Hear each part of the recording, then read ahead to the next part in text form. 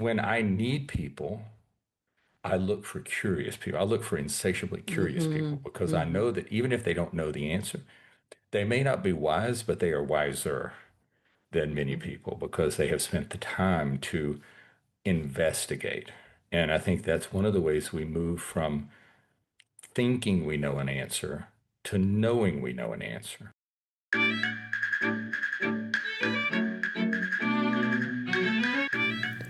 Welcome to Story Power, a bi monthly podcast where my guests and I chat about stories and creativity in all different styles and formats. My name is Lucinda Sage-Midgorden, and my goal is to promote what Dale Carnegie stated in his famous book, How to Win Friends and Influence People. He said, instead of condemning people, let's try to understand them. Let's try to figure out why they do what they do. That's a lot more profitable and intriguing than criticism, and it breeds sympathy, tolerance, and kindness. To know all is to forgive all. It's my firm belief that the goal of most creative people is to try to understand themselves and others. That's what makes artwork of all kinds so compelling. But more than that, the personal stories of my guests promote understanding as well. Roger C. Schenck, a cognitive scientist, said human beings are not ideally set up to understand logic. They are ideally set up to understand stories. It's my hope that Story Power will help us understand each other better by sharing the stories of my guests. Hello, Story Power listeners. This is episode 130, and today I'm talking to Andy Campbell. Andy has written a wonderful book, and it's a book that helps you in times of trouble or in times of need or when you're feeling really down or you're in grief. So, Andy, welcome to the show. Wow, thank you, Lucinda. It's a pleasure to be here. I'm grateful for the opportunity.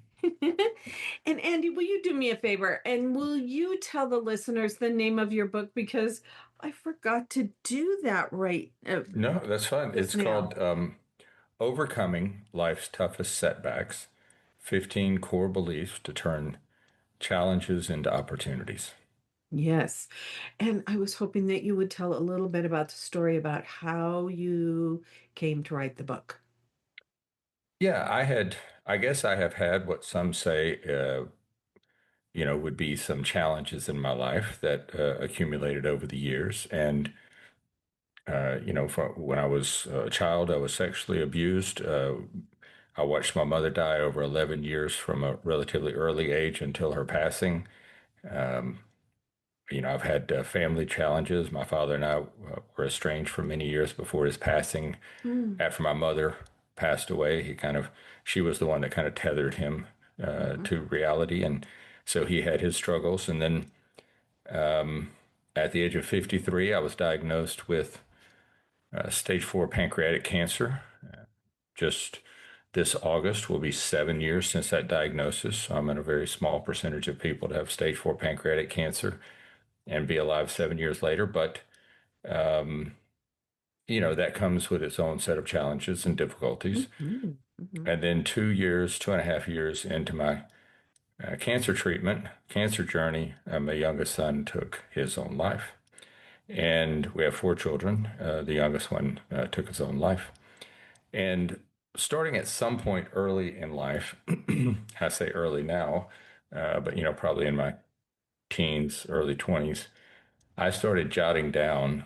Um, I realized that I see words in pictures.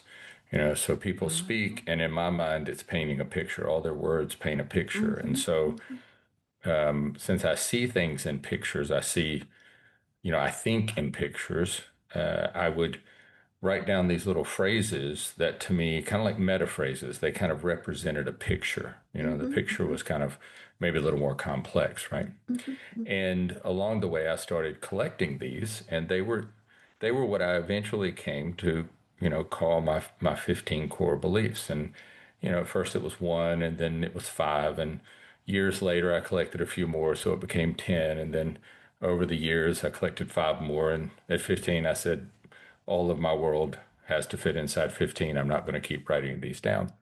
And, but they are, they're not prescriptive. They are, in a sense, aspirational. They're observations of what I believe to be truths that, are applicable.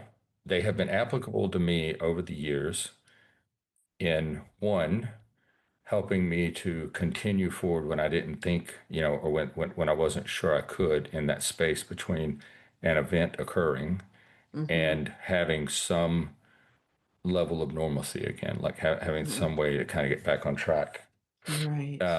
And they, in the sense that they're aspirational, they remind me on a regular basis of how, when I start to get off track, they remind me of things that I should apply, the way I should think about the world, people, day-to-day challenges or even larger challenges. So that's kind of how they ended up being collected. And last year for some reason I decided to start writing them down. A couple people had said, "Why don't you write a book about cancer or your child's suicide or something?" I said, "I don't really want to write about those things." But one day I thought, well, I could write something about how these beliefs have helped me get through these things. Mm-hmm. And I could take these events that have happened and try to use them for some other purpose than just, they had occurred. Mm-hmm. And so I started writing kind of one paragraph at a time. And over time, it turned into a book. And with a lot of help from editors and things like that, I ended up with a Yeah. book that's really kind of centered around the core beliefs being not prescriptive, but things for people to consider that they might adopt, and then adapt to their unique set of circumstances and the Mm-hmm. way they live. Mm-hmm. I love that. Yes, because I loved what you said about when the event occurred and then the time between when you kind of get back to normal, which you never really get back to No, normal, no, but it's a you different get, normal. yeah, it's a different normal, right? Yeah. But I love that because, yeah, when something happens to us, sometimes we're like deer in the headlights and we're in shock. At least I don't know how it is for you, but that's how it is for me. And then I have to just kind of sit with that for a little bit to feel those feelings before I can start to use things like your core beliefs to kind of get back to uh, some sort of a normal. But if for me, it might not be this way for you. But for me, it's kind of an up and down, backward and forward thing. I move a little bit forward, and then something happens, and I move backward a little bit, or I go up. I feel pretty good, and then something happens, and I kind of go into despair a little bit, and then so for me, it's that kind of thing. But I love that you have these things that you can go, oh, wait a minute, take a breath, and you can go and use some of these to get back to get out of that despair or whatever it is. No, uh, I think you've just described, I believe that what you just described is accurate. I think it happens to all of us. At least I think I've observed that it happens to at least most people. If you have a heart and you have a conscience and you love things, mhm, or you're affected or impacted by these types mhm, of events. Um, and I do think that this is really what you just said. I mean, look, an event happens, you're kind of in shock. These big events, these big things, I kind of nicely call them setbacks, right? But these things that mhm. are really so difficult, they're on the verge of breaking your soul. Oh yeah. And or it could be much less traumatic. But if you run into these things that could break your soul, um, in that moment, you are in shock. You're not sure which way is up. You don't know what to do. Uh, it's just such a struggle to think long term. Like, what will I do? And so these to me are ways that in those moments when you can't think, Mm, I just need, I needed some things that I could just do. I didn't, mm-hmm, because I wasn't able to think. And I realized in those moments I'm not able to really think. mm-hmm, But, kind of like one of them is always fall forward. And it's kind of what mm-hmm. you're saying. Like when you're in that time where everything, you're just in shock, and you sit down just like you're just working to just catch your breath at that moment, right? Just catch your breath. Always fall forward is a reminder to me, again, aspirationally, because it doesn't happen immediately and it's not prescriptive, but it's something that I just keep in my mind to say, turn your head toward the goal that you had before this event happened. You don't need to know what to do next. You may not even be able to take a step forward right now. Or if, like you said, you take 3 steps forward and then 4 steps backwards, that's okay. The idea behind that phrase, always fall forward, was basically mentally, emotionally, spiritually, fall toward the goal, fall toward the direction, because you may not be able to choose your direction right now. So fall toward the direction that, Right. that either you should have been going if you were going in a bad direction and that's why you had a setback, or you were going in the right direction and something external happened.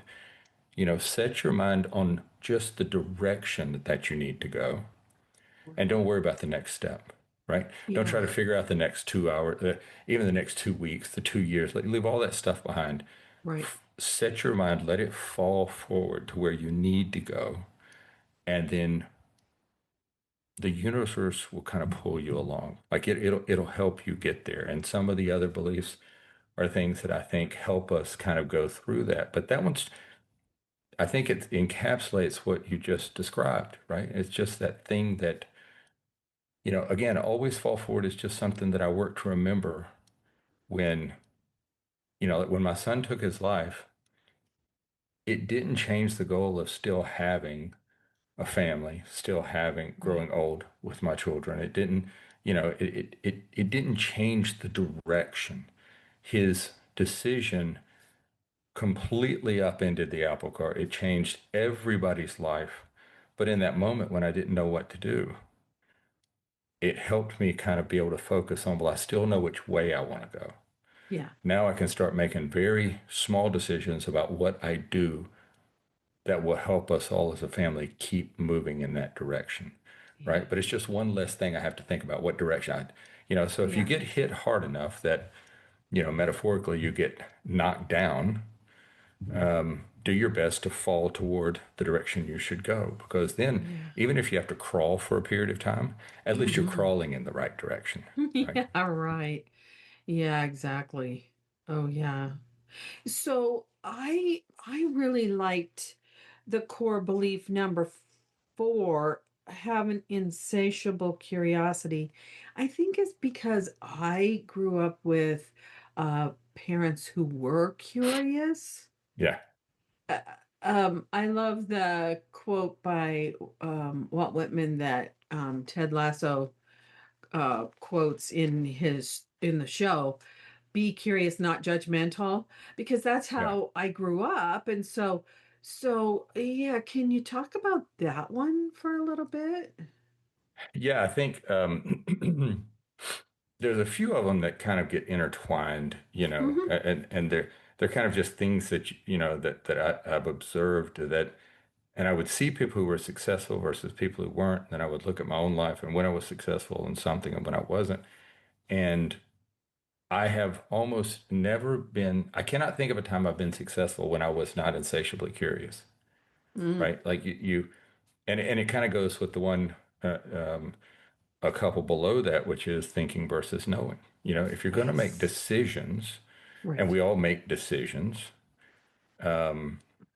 like I go back to my cancer diagnosis. I have a great physician, and he gave me great advice. And when he asked me, would I try guided imagery to help me get through the chemotherapy to work, Hmm. help my body do, detoxification and energy, and would I Hmm. look at acupuncture because there were studies on both of these things, and I could have easily said, no, that's just a little too far outside for me. But I Hmm. didn't. I said, first, I've got no other options. And secondly, I'm curious about how it can help me. Let's go find out.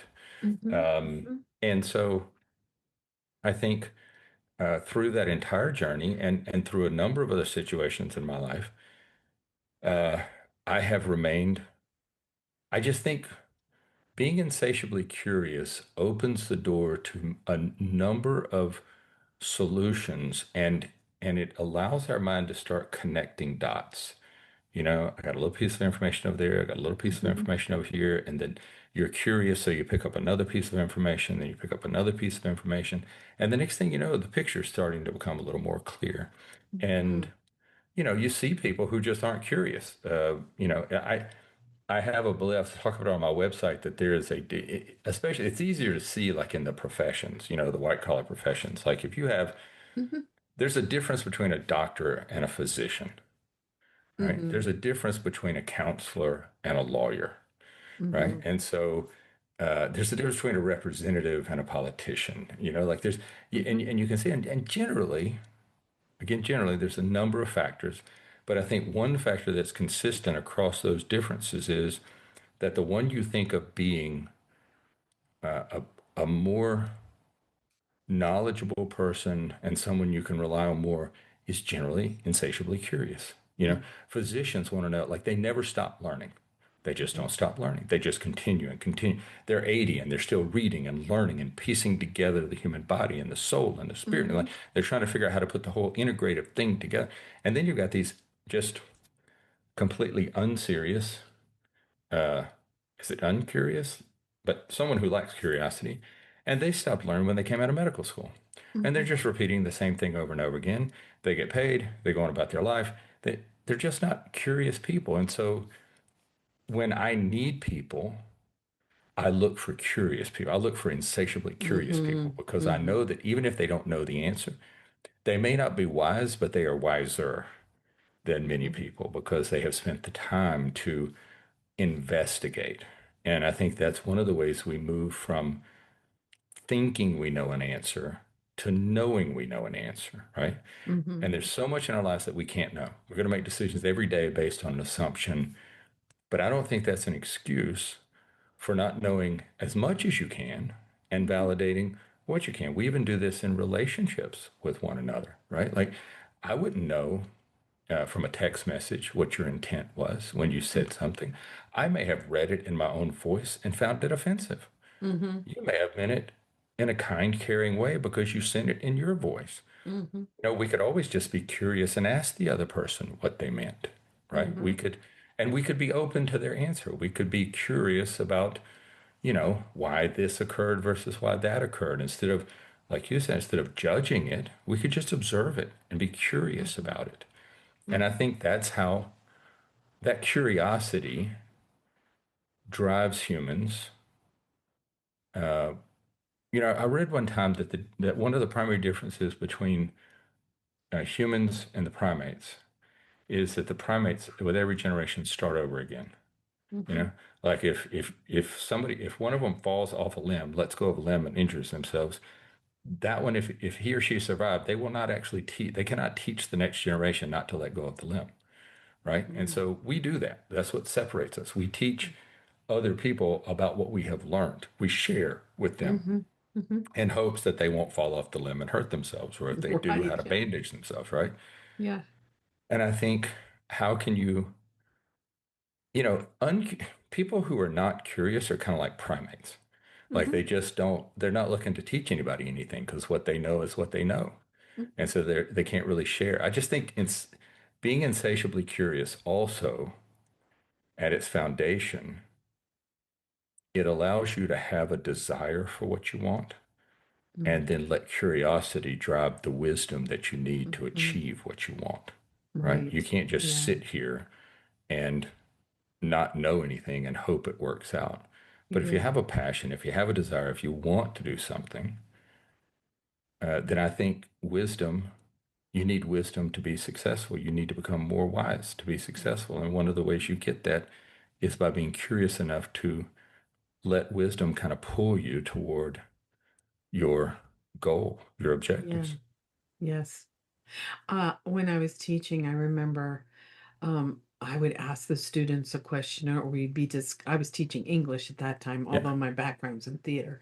But I'd ask a question, and somebody would come up with an idea about the story that I had never thought about before. And I'd say, oh, wow, that's really great. I never thought about that before. Or they'd ask a question and I'd say, oh, man, I never thought about that. We should go investigate that. Right. So that's what I'm hearing you say is, oh, something occurs and you go, oh, wait a minute. I want to go find out more about that. And you have, and by being curious, you have instilled curiosity in others. And I think that's kind of as a species how we progress, right? Like now Mm-hmm. your students would have learned, even subconsciously, to Mm-hmm. kind of be open and think that way. If you had not been curious and just said, well, that has nothing to do with the story. Okay. Like, I don't know where you got that idea, but it hasn't, then it would have had the opposite effect. People would have become Right. less curious the rest of their lives. Right. And so, yeah, I think it's not only for ourselves, but it's the trait that we exhibit to others that helps others become more curious. Yeah, really. I like that. Yeah. So let me see if I have any other ones that I starred here. Oh yeah. Compete only with yourself. Was really intrigued by that one too. Well, How I about think, that one? you know, in business, it's companies that compete, and Yeah. and people are going for promotions, and so there can be a tendency to compete with someone else. But businesses are kind of designed to compete with one another, right? Hmm. Even governments over land, they'll compete with one another, like these bigger institutions. But at a human level, at an individual level, I think the drive to compare ourselves as a measuring stick to others is an inaccurate, unfair, and ultimately a negative way to view our own life's pursuits. If you go to the time, my son's passing, we joined a couple groups about grief, Hmm. Hmm. and people go through grief in an innumerable number of ways, right? Just Yeah. like an infinite number of ways you can go Yeah. through it. And so, what good does it do for me to look at my pain and say, uh, I don't feel good about myself where I'm at. I must just not be, there must be something wrong with me because they seem to be progressing more than I am. Hmm. Well, first of all, it's my journey, not theirs. I'm the one in this. The idea is competing with myself. Am I driving myself to get a little better because I'm going to get a little better and then a little worse and a little better? It's like, am I making progress on my own? Because the only situation I know is mine. I don't actually know their situation. They Right. may be putting on, it may be a Facebook life. They may be putting on, a face of how things are going there, and then they get home and they're in complete shambles, you know. Right. And it applies to all kinds of human endeavors. I just think at the individual level, we should compete against ourselves. And I remember this story I heard this lady tell one time. She was in a she was in a like one of these long races, like where it's over a month. Like I don't know. There used to be a show about it, called The Race, and they would go for Hmm. like weeks on end Hmm. racing against other teams. And so she had I can't remember what the kind of the organization that she was a member of, but she had been on like three championship teams, and so she was on this one team. And in one part of this race, they went through this jungle and they got to this cave. And you got to the cave, and then you had to like secure a rope, and you had to climb up like 100 feet of wall in the cave to get to a ledge. And then from that ledge, there was an opening that would carry you out. And so they were way ahead of the second place team. And they Hmm. get to this wall and they get up the wall pretty good. It's a little bit slower than they anticipated, but they got up the wall pretty good. And they were kind of catching their breath when they looked down, and the second place team had made tremendous progress. And now they were rolling into the cave, right? They're running into the cave. So now it's like, Hmm. oh my goodness, they've caught up to us. So then they get all their stuff together, they pack out, and they run out of the cave.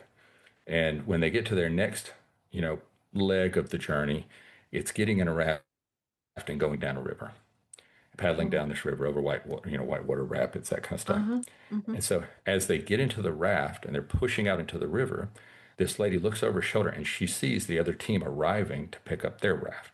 Now they're just like right on their heels. Hmm. So she's paddling. There's four people to a team.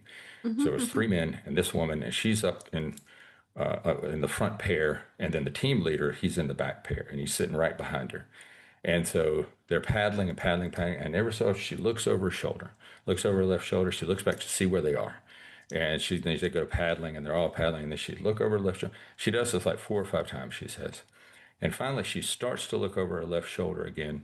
And the team leader takes his hand, puts it on her cheeks, like wraps her head in his hands, forcefully turns her head back forward, takes his right hand, pushes it past her face, points his finger so she can see his finger out of her right eye, and says, "Winning is that way." Mm-hmm. And it stuck with me in that moment that what he was saying with, we're not competing against them, we're Right. competing with ourselves. So stay Right. focused on what we're doing, stay Mm-hmm. focused on how we're performing. Don't worry about them. If Right. we perform well, we will achieve our goal. And Mm-hmm. I think that humans are better served, no matter what your setback has been or what situation you find yourself in. I just think we are better able to achieve our goals when we measure against ourselves, because we're the only ones that know our circumstances. Right. Yeah. Oh, I just love that because a lot of times if I'm a guest on a podcast, they'll ask me, sometimes they ask me how my podcast is doing, and I say, I don't even pay attention to stats. Right? uh, Right.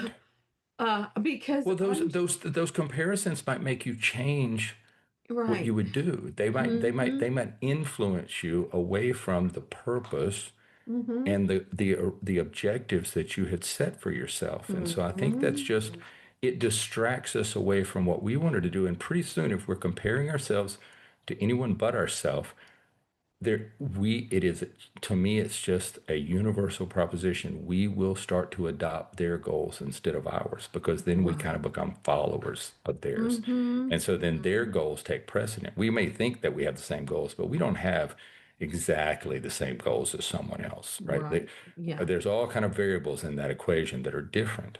And if we Mm-hmm. put our eyes on someone else, if we compete with someone else, then we will invariably adopt their, if you're running, you will adopt their stride. Mm-hmm. If you're painting, you will adopt their strokes. If Mm-hmm. you're writing, you will kind of adopt their thing. It's like, but if you stay focused only on yourself, I don't mean in an egotistical way, I mean only on your own goals and the pursuit that Mm-hmm. you have, Right. then you're going to stay true to your goals and Mm-hmm. objectives. So I just think I think it's critical to our success in these individual endeavors to not allow ourselves to be distracted and adopt someone else's goals, because then even if we achieve it, it won't be what we wanted. Right. It'll be what they Exactly. wanted. Yeah. This is a sort of a silly analogy to what you were just saying, but when I was first doing theater and acting, the woman who was my mentor, she was the director of most of the plays I was in, would say, "Your character has a different rhythm of the way they talk and walk, and don't adopt somebody else's way of speaking or their rhythm. Your character is unique, so develop your own unique thing." And it's the same thing in life, is what you were. It's so, yeah, that was a really good lesson for me too, that I don't want to be talking like somebody else or walking like somebody else, Well, and on because then stage. you're doing them. You're not doing you. You're doing Right. them. And I Yeah. think so. I Right. don't think it's a silly, analogy, or I think it's spot on. I Mm-hmm. mean, you Mm-hmm. know, Yeah. you want to make your life yours, not Right.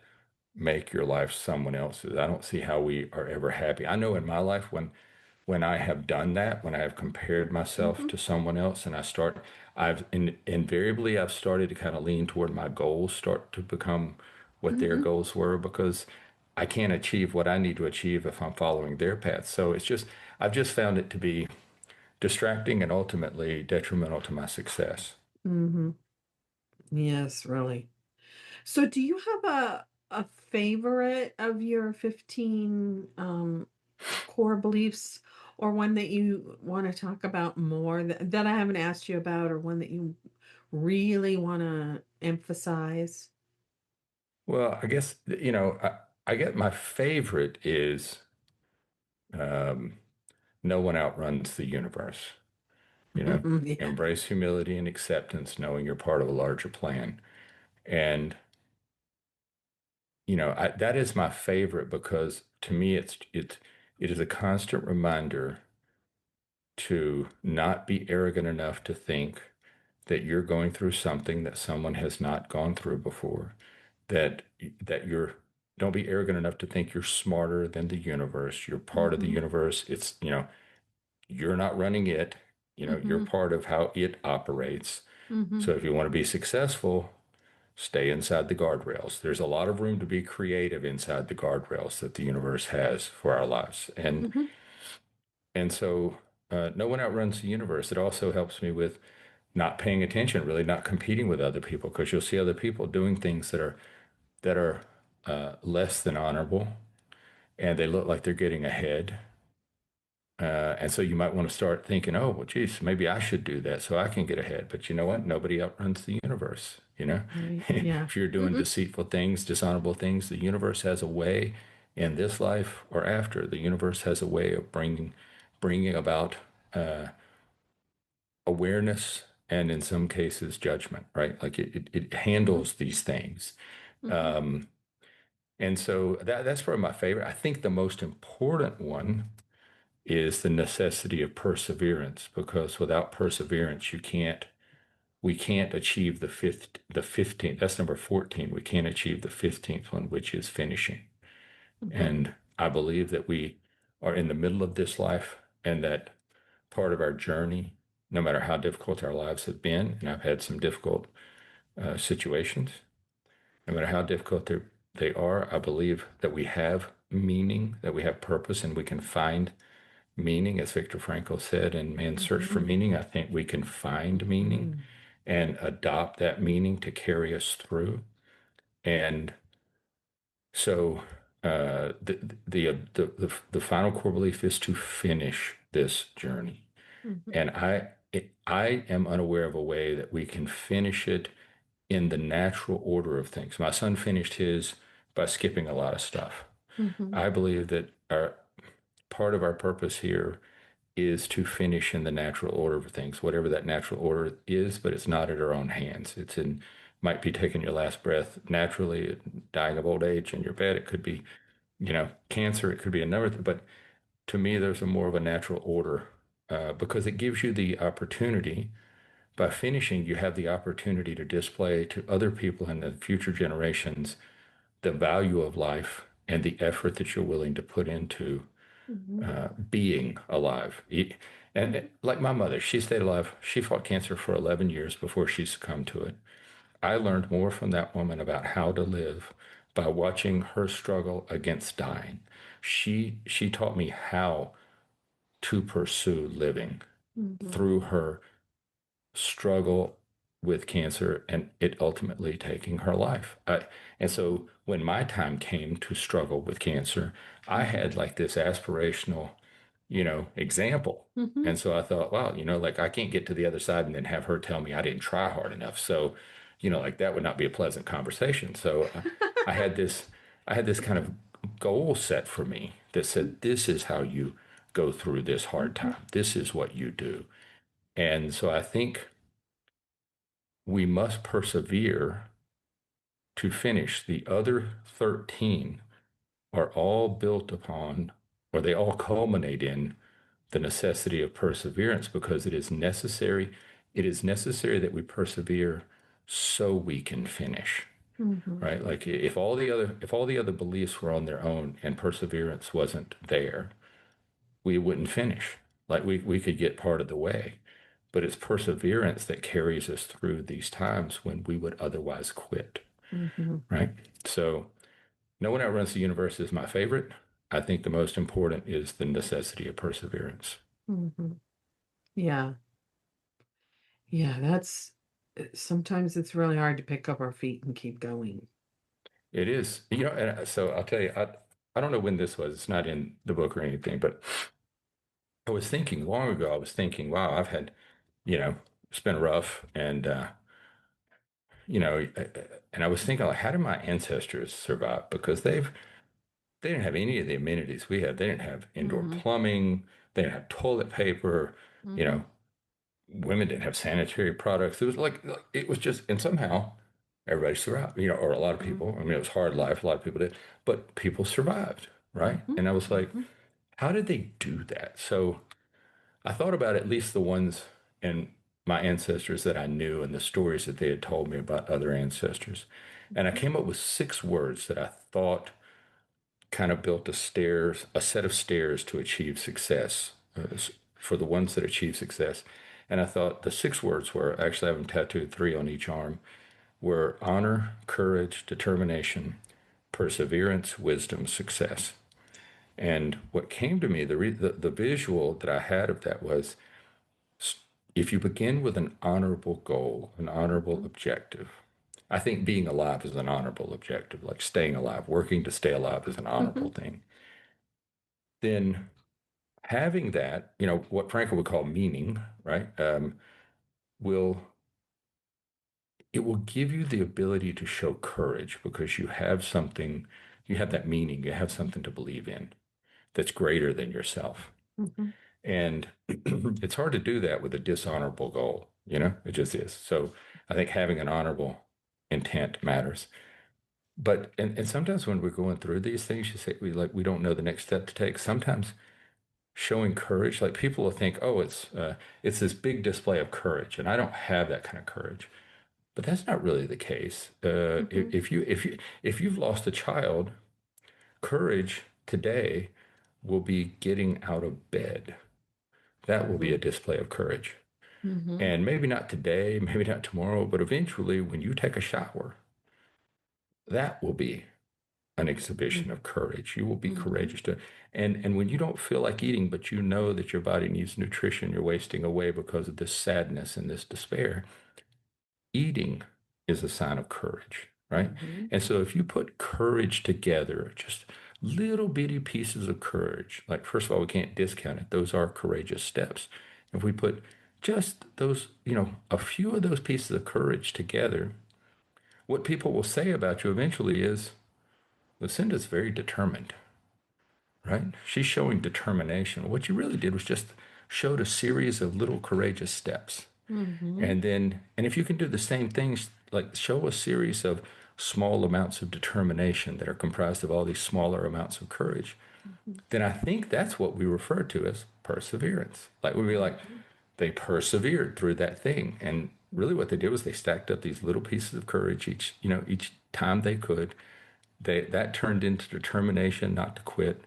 Not quitting over and over again turned into perseverance. Mm-hmm. And then, you know, uh, perseverance leads to wisdom, right? Because Mm-hmm. if you persevere long enough, my grandfather used to say that experience is the thing you get just after you needed it. And so, and I think he's right. I think he's right. And so you have to persevere to get that experience. And that experience, the experiences you get in your life cumulatively, you may not become wise. Okay, so you're not Solomon, but you'll become wiser. You will gain bits of wisdom. Mm-hmm. And ultimate success, whatever that is defined for, however you define success, is really based upon the wisdom that you gain. So you'll know what to do. You will become a little wiser about how to Mm-hmm. achieve success. Yeah. And so in both of those cases, perseverance showed up being, the thing kind of sitting in the middle that was like the linchpin, of how success got held together. And I think we should celebrate our little wins. And when you don't know what to do, everything you do is an act of courage. And we Mm-hmm. shouldn't discount that. Right. Exactly. Yeah, because I mean, I think of people coming back from war, or I have a friend who was diagnosed with complex PTSD, but it was because Hmm. of abuse in her Hmm. family. And, sometimes that's what it is for her. And then about, oh, I don't know, I don't know, maybe it was 10 years ago, she had a brain tumor. It was not a cancerous brain tumor, But yeah, some days it's just like that still. She has to get out of bed and, fix herself something to eat and clean the house if she needs to, or and she's described that to me. And I've never suffered deep depression, and I was fortunate enough to have uh, I was abused by other people, but harassed more by other people, but not my parents. But Yeah. still, it's yeah, you have to find a way to keep going. I've never suffered deep depression, but man, it was Well, sometimes it was and difficult. for me, one of the ways to keep going is to not put, you have to have wins. You have to have small wins along the way Mm-hmm. to help keep you motivated to keep going. And I Mm-hmm. think a lot of times we look too far down the road for the big win. Yeah. Well, when I get completely better, right? Mm-hmm. Well, when I get past this pain. And Mm-hmm. it's not like, I don't know, some people might. I found that I didn't have the stamina to get to these big, long goals, and then to have like to be able to show courage to put it so far out that I couldn't attain it. And Mm-hmm. Mm-hmm. so when I look at things and having been through these things, I am a believer that your friend, by just getting up on the day when her mind does not want her body to get out of bed, or her body Mm-hmm. tells her mind it's just too exhausted and can't move. Mm-hmm. It's just too sad, too far into despair. Mm-hmm. Getting out of bed is an absolute act of courage that you should accept as an act of courage, and that you should embrace as a win, so Mm-hmm. that you can then have enough motivation to get to the next small win. And you Mm-hmm. accept those. You don't discount them. You don't throw them away. You take them as evidence that I have made it one more step. Right. And you hold on to those. And yeah, Yeah. I just think it's incredibly important that, especially for people who have been through very traumatic experiences, Oh yeah. or either, and I say very, but, those life experiences that have left a mark on you. Um, Sometimes I think one of the great acts of courage that people discount is when I went through EMDR, started going through EMDR after my son's passing. And it took some courage to go to use EMDR and reprocess a lot of memories, right? Because we ended up going all the way back to childhood. And Mm-hmm. it is I think for other people, I've talked to other people and they'll be like, well, I just did this thing. And I'm like, no, you didn't just do this thing. You had the courage to face your past. Mm-hmm. You had the courage to face that pain, that fear, and you had the courage to work to reduce or eliminate the impact and the Mm-hmm. effect of that pain, or that Yeah. loss, as much as you possibly could. That is an act of courage to turn and Yeah. face your demons as it is, right? Many people Right. go Yeah. through life and they don't have that courage. Mm-mm. Um, which kind of ties in with no one outruns the universe. The universe will give you some opportunities to face those problems and give you, Yeah. a way to maybe lessen their influence, or possibly even eliminate their influence over your life. And I think that's a step of courage for someone going through those processes and earnestly facing the things that have impacted their life and their spirit Mm-hmm. here. And Mm-hmm. I think that's an act of courage. And if you can do that a few times, the next thing you know, you'll start to, you'll be like, wow, I'm Yeah. I'm a little more determined than I thought. And Yeah, and I think you recognize them easier too, because right. I don't know how I came up with this, but yeah, the universe has your back in a way, because it will like you said, present you with opportunities, and if you don't take them, they just get bigger and scarier. The Hmm. opportunities get bigger and scarier as you go along. And but once you have said, oh, okay, yeah, wait a minute, I have a little bit of cognitive dissonance here. Or oh, wait a minute, I am attributing emotion my I'm thinking that these people think one way about me when it's not true. Or reimagining or reframing things that happen to you to look at it from a different perspective. All of that is what I think I'm hearing you say is that's a courageous act, is to face yourself and go, "Oh, wait a minute, that's not true. That wasn't true." What I think you just tied together like three other of the beliefs, right? Is that, you by having the courage to face those things that you couldn't, that the universe would not allow you to outrun, Right. and facing them with curiosity to Mm-hmm. ask the questions, is this real? Mm-hmm. Am I catastrophizing, or is this a real risk? Am I living in like that? Mm-hmm. Examination is an act of curiosity, like you're working to figure out. And one of the beliefs is only be religious about religion. Mm-hmm. And so it kind of falls into this, like, well, don't be religious about something that's not religion. You're religious. A religious conviction does not serve me well when I'm working to figure out what I can do differently to better my life in Mm-hmm. overcoming these things that have happened to me or that other Mm-hmm. people have done to me. There may be some things that I brought on myself, right? Mm-hmm. And Mm-hmm. so if we have the courage to face it and we want to persevere to Mm-hmm. finish the race, and we want to persevere and finish the race in a way that is as optimal as can be, Mm-hmm. then we need to apply some of these, I would suggest some of these core beliefs, realize that you're not going to outrun the universe, face that condition head on, be Right. curious about what you can do to change the summation of your life, because the equation of life may be, it may be consistent, but the variables that you put into it, that other people put into it, Mm-hmm. they're not consistent. So you can change the summation of your life. Just existing another day changes the summation of your life. Mm-hmm. You can do some things by being curious and, not only religious about religion, being kind of open-minded about some things. That's how I got involved in acupuncture. I didn't really understand acupuncture. That's how I did guided imagery. I didn't really understand guided imagery, Mm-hmm. but I was open to it. And I think that allows us, by having the courage and the determination, the perseverance to face these things, and then be curious enough to give ourselves an opportunity to think, well, maybe it's not exactly the way I thought about it.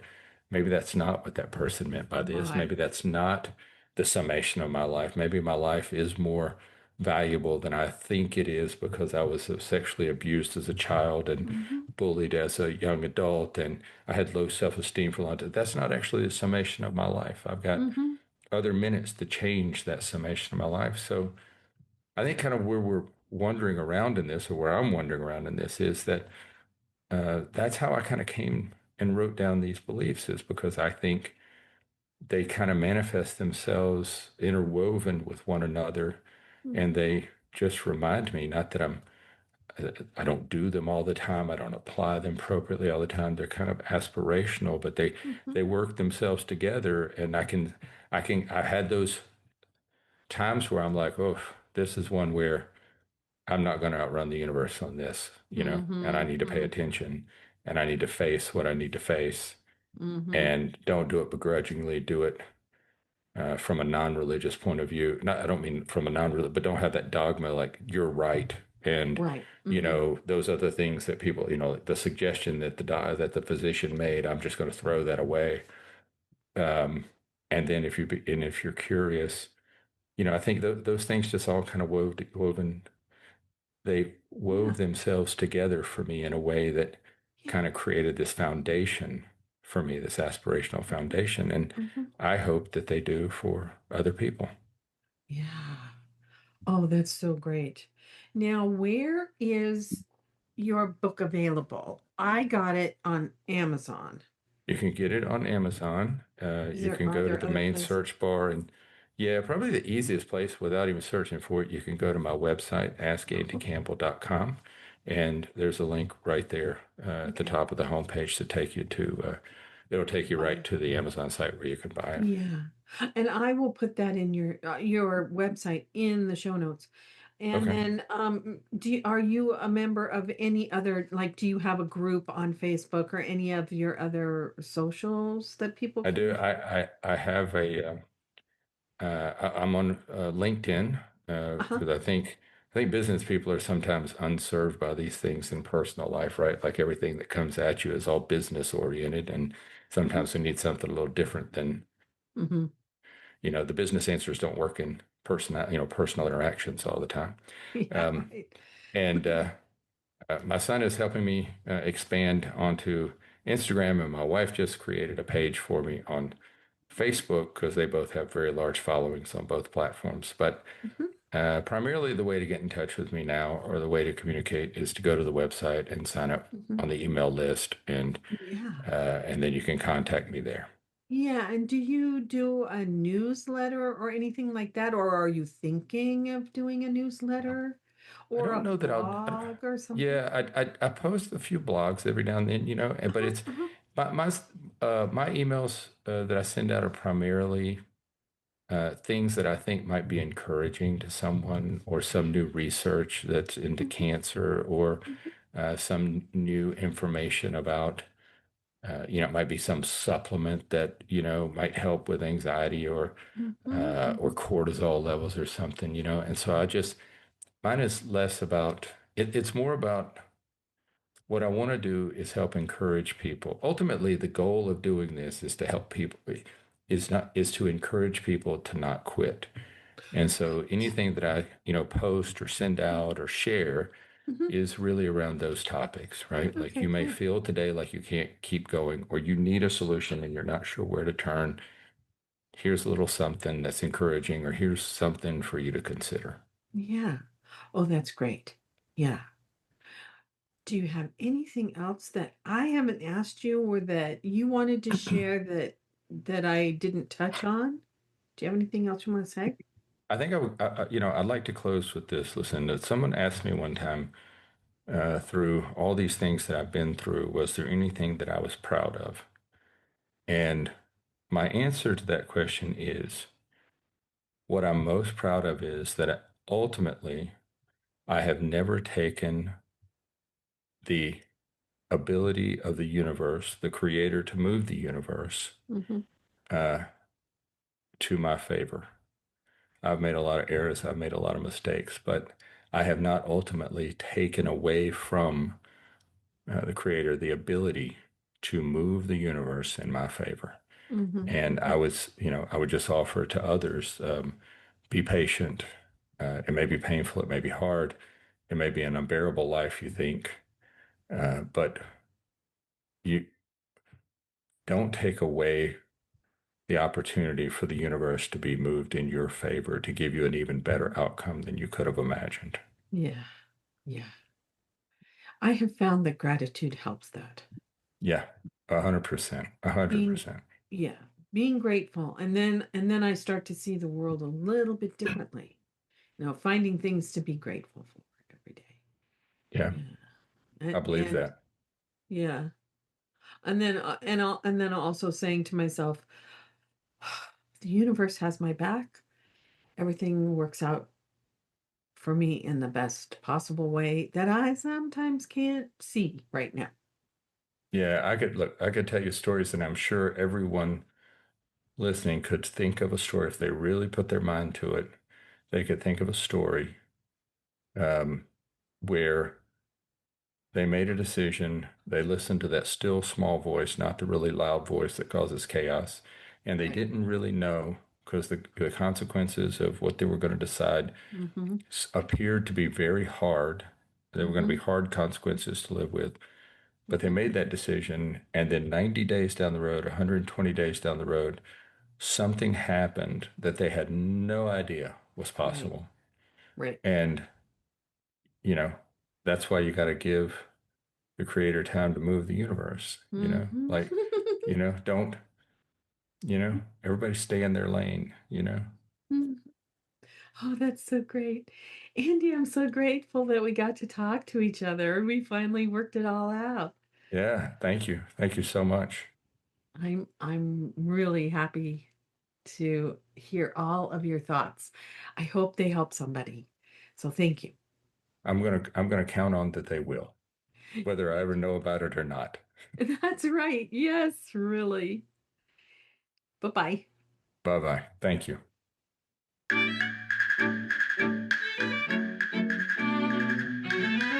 I hope you enjoyed the show. If you like what you heard, please share it with a friend and give us a rating and/or review on your favorite podcast app. It will help people find us. I invite you to join my Patreon community at patreon.com/storypower, all one word. Or if you like, you can subscribe to Story Power on Apple Podcasts. It's my aim to build a community where we discuss the stories we love and talk about what we learned from them. I offer extra audio content and story suggestions to my patrons on both platforms. Remember, as Philip Pullman said, after nourishment, shelter, and companionship, stories are the thing we need most in the world. Let's spread the story love. Until next time, this is Lucinda Sage-Midgorden. Thanks for listening.